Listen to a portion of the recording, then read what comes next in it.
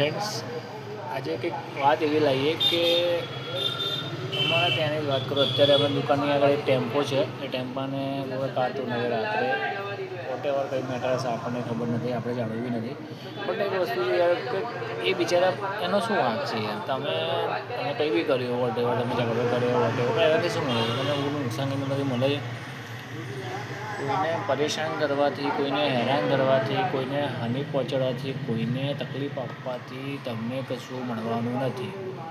એના પરિવારને તકલીફ પડશે, એનો પરિવાર હેરાન થશે, એનો પરિવાર દુઃખી થશે, એનો પરિવાર ટેન્શનમાં હશે, એનો પરિવાર વિચારમાં હશે, એનો પરિવાર પૈસામાં બી હેરાન થશે.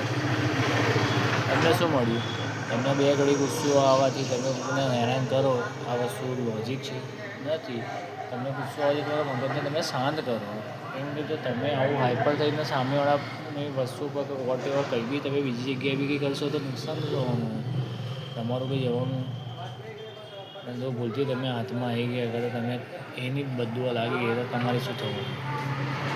તમે હેરાન થવું શું કામ કરવું? આપણેથી કોઈનું સારું ના થાય તો કોઈનું ખરાબ શું કામ કરીએ? આ સંસારનો નિયમ છે કે બને તો સેવા કરો, બાકી કોઈનામાં ના પડો. તમે પતી ગયેલા જ છો, એટલે કર્મ સારા કરો, બાકી દુનિયામાં કંઈ જ નહીં. લડવાનું, ઝઘડવાનું કશું જ નહીં. એટલે કર્મથી બચજો, બાકી તમે ગયા જ છો. જય માતાજી. મેસેજ સારો હોય તો તમે બી ફોરવર્ડ કરજો, લાઈક કરજો અને કોઈક સારા પર્સન થઈને તમે બી કોઈને સમજાવજો. કેમ કે સારું કરવું, સારું બનવું, સારું રહેવું એ આપણો હિન્દુ ધર્મનો સિદ્ધાંત છે. જય માતાજી.